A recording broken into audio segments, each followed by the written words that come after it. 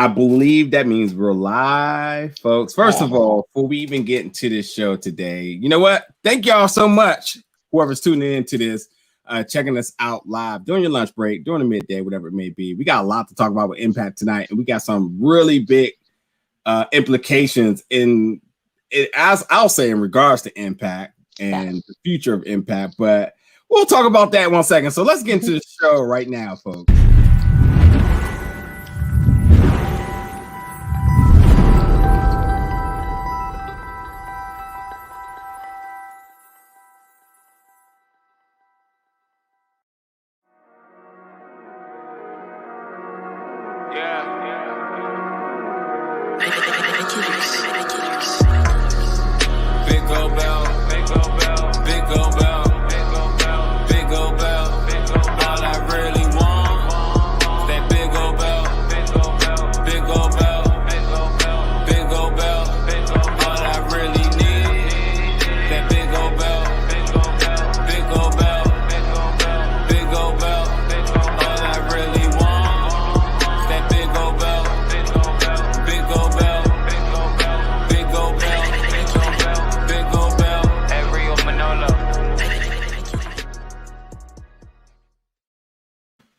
Yeah, folks, it's not Jerry Miranda. Look, for all our fans that have been checking us out for our Impact reviews weekly, we usually, pre-record them and drop them once Impact drops.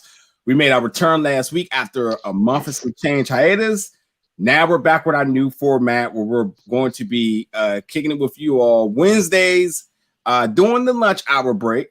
Sometime-ish. If you subscribe and hit the notification bell, you'll see exactly when we go live. And we're going to talk about this week's biggest news of Impact Wrestling. And I know that everybody heard about what happened last night. And but before we get started, Miranda, how are you doing today? Hello, I'm doing great. I'm excited about this new format. I'm excited to be live. I hope that we, get some of our viewers to leave us some comments, give us some questions. We're still testing this out, but we just love this too much to give it up. We cannot quit you, Impact Wrestling. So, let's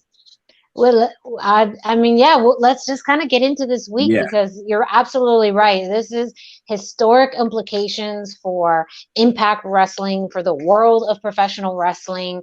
A really, really big news just dropped last night's episode. Yeah, and to your point, we're still trying to fill out the format a little bit. We're trying to really find a good moment of when most of the viewers are looking for Impact content.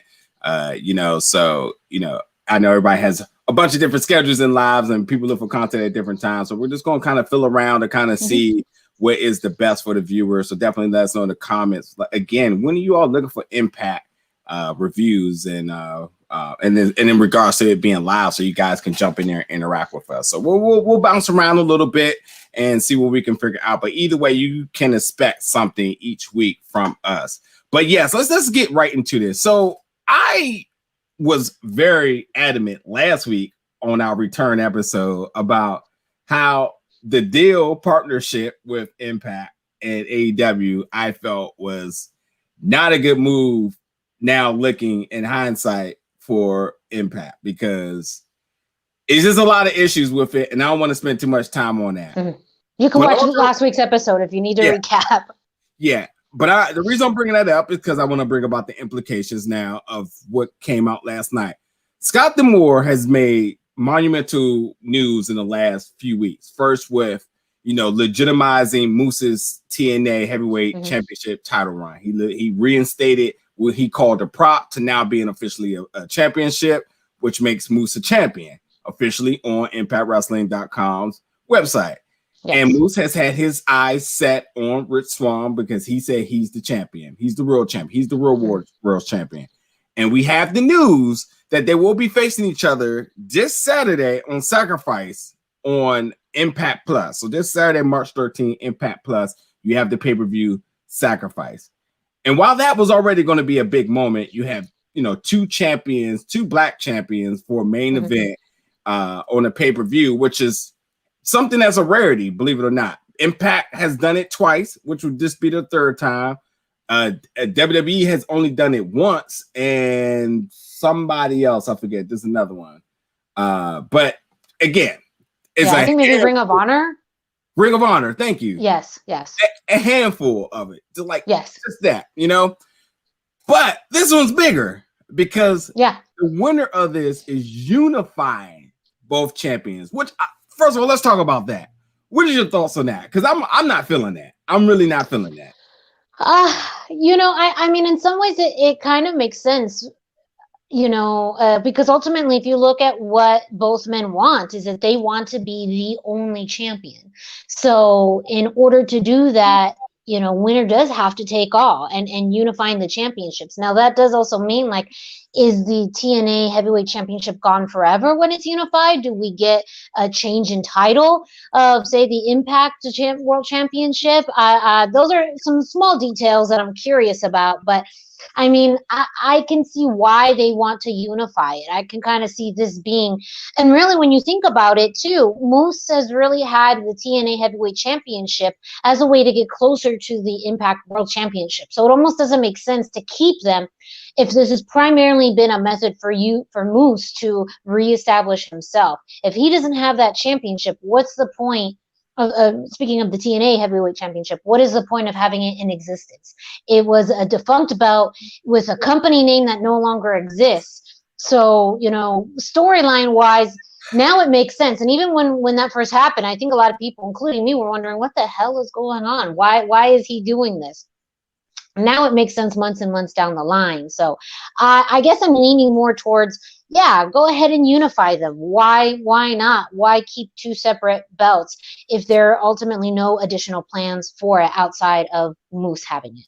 I do not agree for two big reasons. Number one, the company TNA doesn't exist. They sure don't act like it because they can.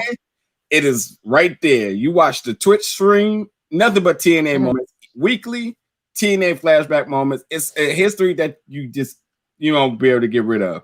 And I mean, like, on the equivalent, you have the FTR championship, which so it's not like as a matter of fact, you have the NWA championship at a point where it was like, well, where's the company? Are they running? So like that's true. That's a valid point. And I don't think like nobody's looking at the championship like, whoa, that company don't exist. That makes him a fake champ. I think the storyline is the reason why you make him a fake champ. But he looks like a champ. He conducted himself like a champ. And I think that championship belts are good for two major reasons. One, the fans instantly invests in it. They're like, oh, a champion regardless. And we will build somebody as a champion despite anything else. You win the Money in the Bank, you cash in, you're a champion off of a 3-second pin, be it like just that quick, almost a squash match, but you're a champion. And I think him saying, I'm reinstating this and I'm the champion, I think that it was intriguing to us because we're like, whoa, this storyline came out of nowhere. What does this mean? And he conducted himself like a champ, and we just went with it, and we bought more and more to it as he, I say, selfly built himself up with it.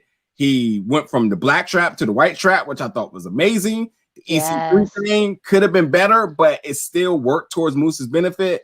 And when Moose had to arise on a big stage of being the champ, even with the crossover match with AEW, regardless of it wasn't officially instated then, but he was still in that match as a champ. He looked like a champ. He felt like he should have been in there as a champ.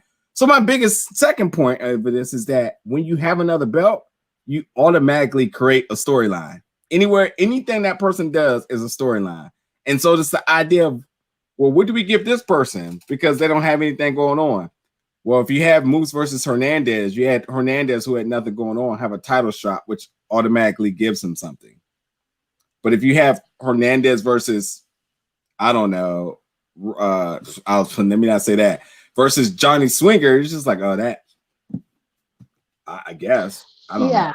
No, it's a valid point as far as the name TNA still being synonymous with Impact, and they still kind of capitalizing on it too. But then too, they eventually belts, if it's not continuously, utilized well, then that belt gets diminished, and then whoever, doesn't necessarily continue to do its job in elevating the owner or elevating a storyline as well. So, like, in some ways, why don't you go out while you're on top with this? Because I would be concerned that they wouldn't be able to continue really good storylines with both belts. I mean, I think that Trent, I got to get to your point in a second because I'm gonna leave that up there till I bring it up. I have to say that Impact showed resilience during the pandemic in being able to hold good storylines. I think regardless of staffing, regardless of the Tessa thing, I felt like that's never an issue with writing with them. So them having two belts, I think is better. I mean, they brought back the tag champions because they needed something to kind of solidify all those tag teams. And there you go. And I think that if you have Rich as a champ, and he may not be a heavyweight, but he's the Impact. But like you have two different statues of people who are both champs, and they can work different matches and different people, and it just works. I mean, if it's there, it's there. And I think the TNA legacy is always going to be there, regardless. Yeah. And well, we've seen Christian just get signed to AEW, and the first thing they mentioned is one of the best TNA champions. Yeah, I mean, they just thrown that out there. So, but look, let me bring this up, Trent, really quick. So we were talking about the first half of this now. So the winner of this goes to face Kenny Omega at Rebellion. Mm-hmm. Here's the issue. Now, I thought about this, Don turning on Kenny. I thought about it because it might be the only thing that makes sense. It might be the only thing that makes sense because, and also Trent, thank you, so much for tuning in. Yes. It's the only thing that makes sense because the booking at Hard to Kill made zero sense. And I think the only way you can make that make sense is by this making sense. And yes, because you literally gave your world champion on a silver platter to Kenny Omega. Yeah, exactly. And if you're going to be like the puppet master you say you are, we all know your allegiance is still with your company, but when have you yet to prove that? And I think this has to be. But again, we'll see because like I can't even think of a good term that isn't derogative, but the way how Impact has pretty much like surrendered to AEW as far as storylines, bookings, and even promotion, there's a lot of questionable things that I just like. You guys got to make sense to us why we invest in, and I don't mean just we as in people that review it, but I mean all the fans. All of it, and also your credibility as a company.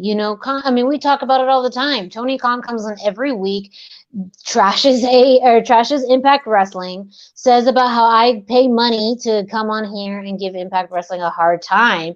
Where is your credibility as a company when your stars are kind of on the losing end of these battles? We see the Good Brothers more now on AEW than we do on Impact at this point, or it's fairly, at a tie. Yeah, it's a balance, but that's about it. So, what is the icing? What is going to be the payoff for this for Impact to get that one up on AEW? But going back to kind of the unification part too, I mean, it does make it interesting if they do unify the titles. I mean, we go back to the very beginning of why Kenny Omega showed up on Impact. He wants to win every belt. He wants all of the belts. So does it make sense to unify the belts if ultimately Kenny wins them? He's only winning one belt over two. And that's what it sounds like. I mean, let's just go Miranda, yes. Do you hear yourself? You're basically saying to confine to Kenny Omega's plan, Impact needs to do this. But don't you think this is all Kenny Omega's plan anyways? Like, we look at... That is a sick accusation to make, but it might be incredibly true. I mean, think about it. We talked about it last week because who's been really... This whole storyline has revolved around him. And really, we've barely had any AEW interaction in Impact and vice versa. We haven't had any other divisions really cross over in matches or promotion. And now, still out of nowhere, we get this big match happening at Rebellion where Kenny Omega is now going to be facing the champion. Like, to me, this is how they're planning it for it to go, at least just based off of everything that we've seen so far. And yes, Kenny Omega's relationship with Don Callis, like, I just don't. I mean, I'm not saying you're wrong, but I just do not want to admit that. No, I know. Like it's a crazy thought because is the prophecy is that he has predicted coming true that ultimately Kenny Omega is going to win the Impact World Championship. Is that so? In other words, we're looking at, and again, I'm gonna be fair. I feel like again, Impact's resilience over the pandemic and over all the adversity, they continue to thrive. And I think this is another one. It just feels a lot different. I mean, again, from the Tesla situation, and having to identify that, losing talent, the pandemic, and then now this, where they seem to be kind of confining in. But we'll see. It's just hard to think like how this goes well. I mean, I have to be honest, April 24th at Rebellion on pay-per-view, title versus title match. If Kenny Omega went over Rich Swann clean at Hard to Kill, there's a lot of confidence that he may do it again. And if he wins and he takes the championship back to AEW, which AEW has not featured anybody but the Good Brothers on there, what does that mean? We just wait till he magically comes back to Impact to do it? Exactly. How it's almost like Kenny Omega and even AEW will hold that title hostage. That we will not see the Impact World Championship for some time. How does that credibility is gone? I mean, because part of the Kenny Omega thing was belittling him and Don Callis, belittling Rich Swann, and I think that it's just not a lot of confidence that it won't go the same way. And I agree, Trent. I think Impact working with New Japan could be much more interesting. New Japan still looking for American to gain more American territory. They really haven't done much. I mean, going back to AEW, they haven't really done much with the John Moxley and Kenta thing. That kind of like, oh, here it is. Oh, here's not. And then New Japan, they want to gain American territory. What I mean by that is not by like just the camp that they already have, but they want to expose more Americans to their product. And I think that they have to put talent on soil in prominent positions for viewers to want to go out the way to see. And Impact could be a thing that boosts both of them because they both need one thing, and that's viewership. And it seems like the poetic justice or solution here that needs to occur. But this AEW thing is looking like, the big brother and his little brother, and the mom told y'all both to do chores, and the big brother says, you're doing all of them, little brother. And that's just what it is, And I just don't see a good ending here, besides obviously what Trent said earlier in regards to maybe Don Callis turns on Kenny, and or the other obvious solution is, does it go into some type of a disqualification or whatnot? Now, the super wild card here is, what is Moose or Rich Swann wins? I tell you this.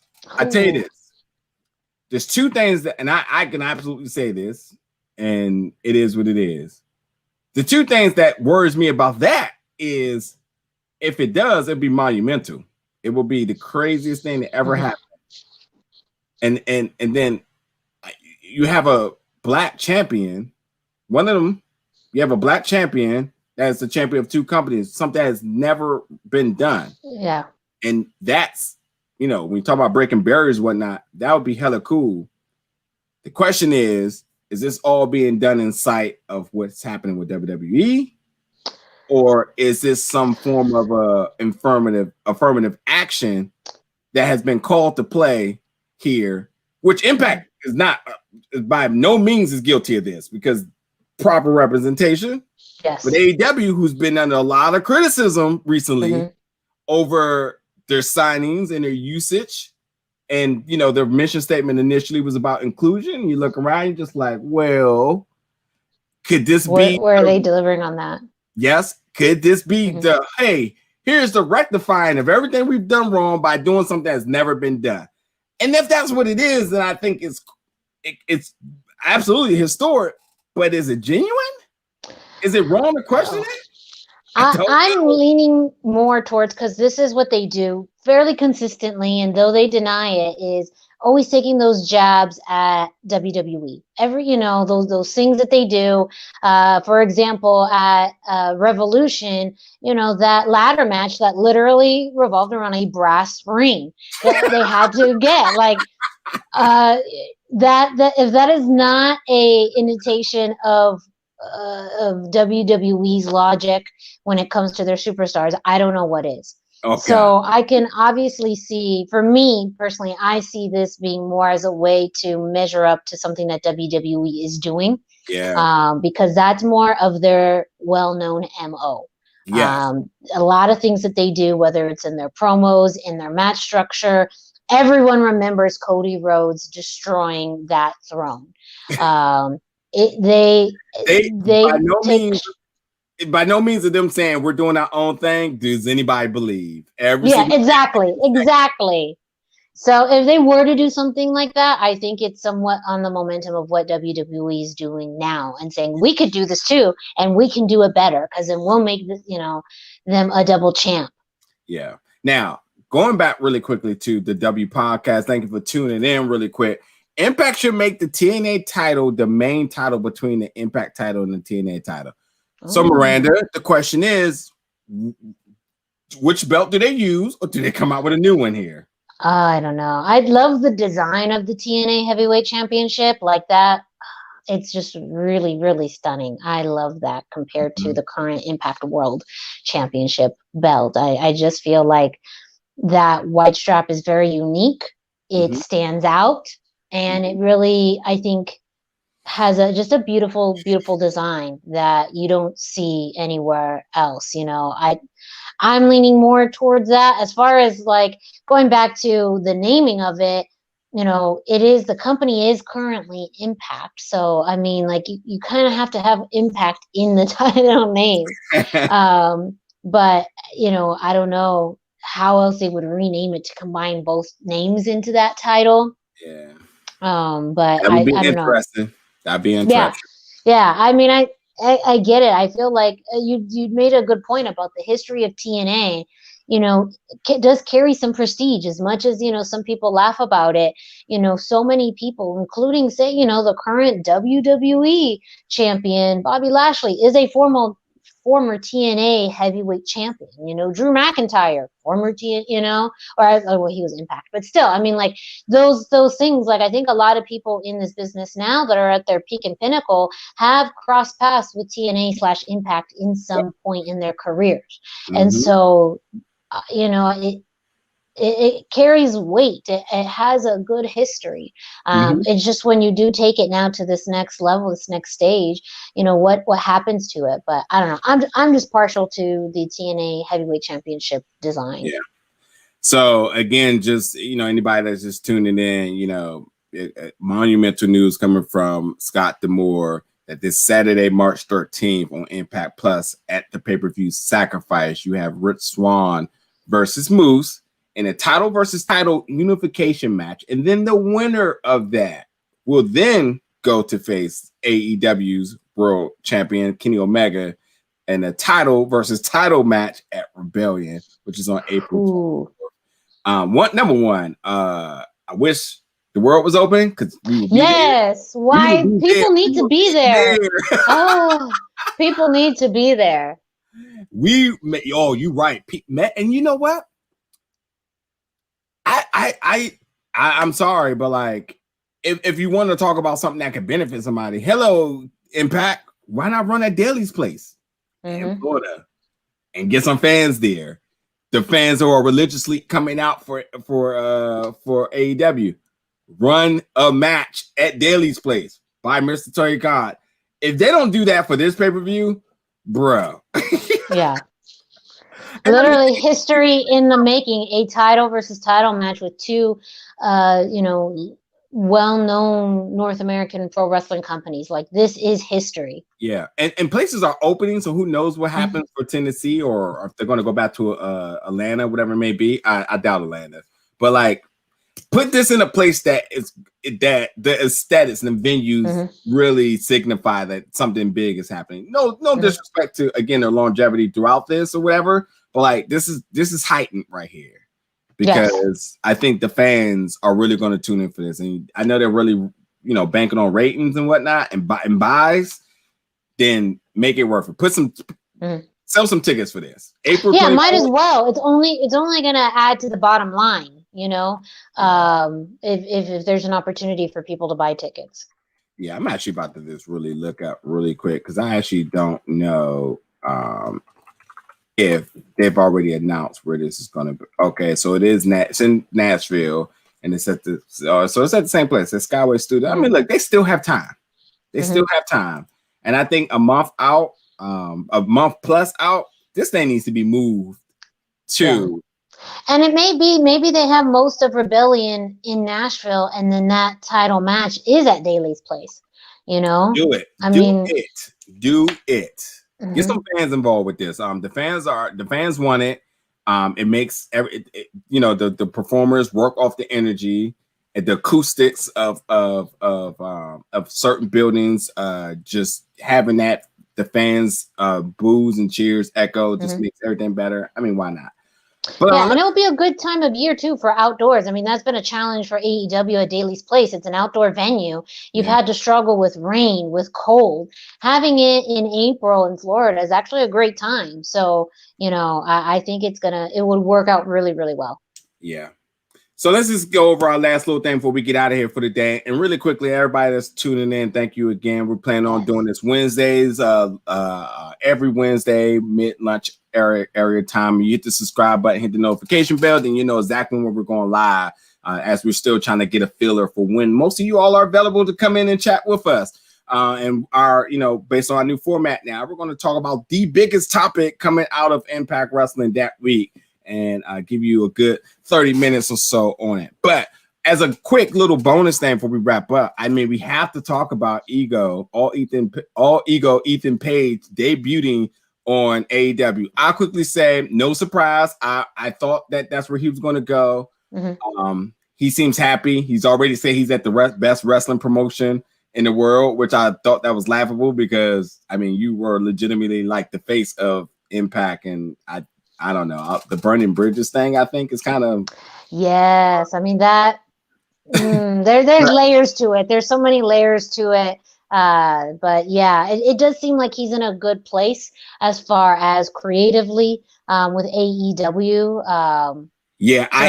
Character redefinement. That's what I'm interested in seeing. I want to see where he goes because I feel like his character is already being done, and we'll see. But I will say this, and then I give it to you. The biggest missed opportunity on God's planet in regards to professional wrestling is us not getting the North versus FTR. I know. I mean, but think about it. Is there maybe hope? Because if there's still a partnership between Impact and let me fantasy book for a second though. Let me live in my fantasy world for a second. If there's still a relationship between Impact and AEW, somehow maybe at one night only we get Josh Alexander and Ethan Page to team back up to have them face FTR.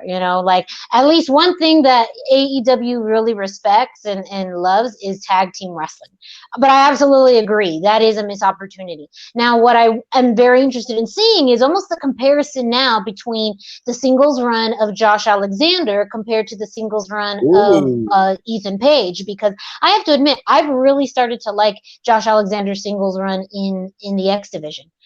They're seemingly looking to set him up in a match against TJP. He is a fantastic wrestler. Maybe not the personality that Ethan had, and that was what made their dynamics, go so well. But he is a damn good wrestler, and I think he's had some really outstanding matches within the X division over the past few weeks, and so I feel like Josh Alexander is actually having a pretty good singles run. I'm very interested to see if Ethan Page is going to have the same. And I think it's going to be harder because, AEW's roster is a lot more crowded.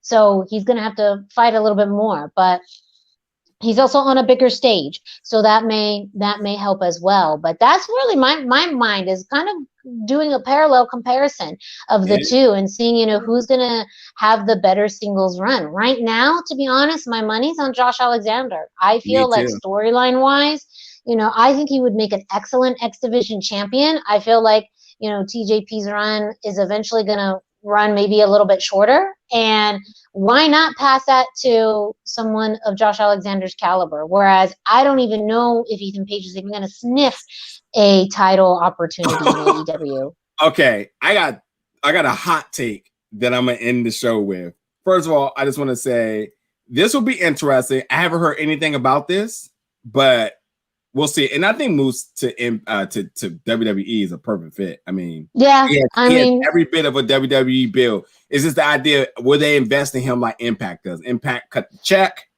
Yeah. Will he get that same type of dollars wherever? But wherever he goes, a dude is an athlete. So that's not a problem.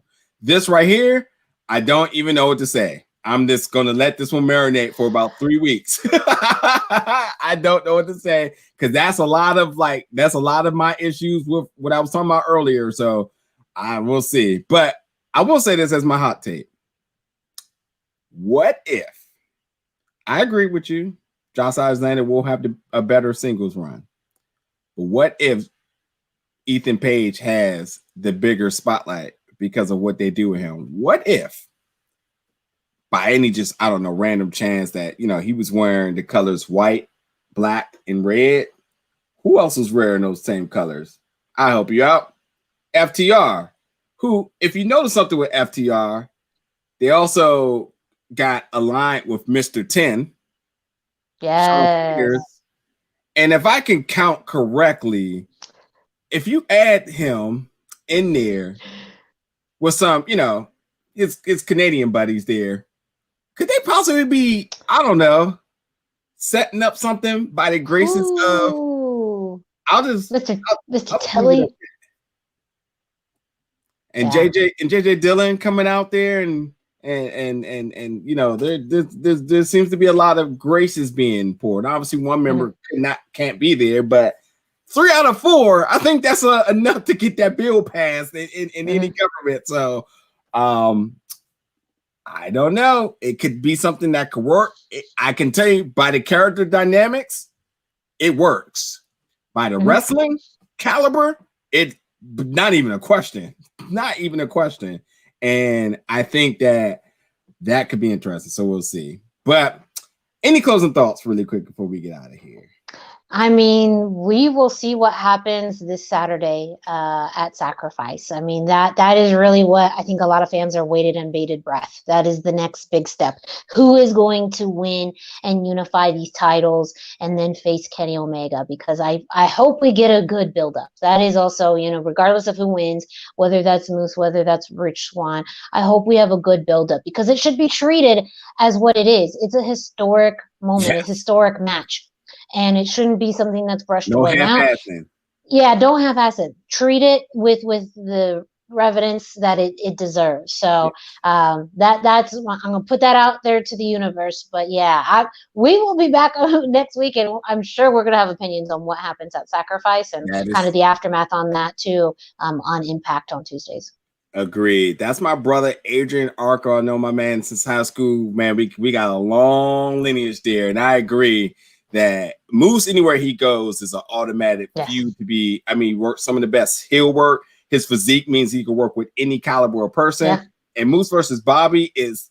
I don't even know if the WWE fans and loyalists are ready for the potential there. But God, if you haven't caught up, like I said on the TNA feud some years ago. Oh yeah.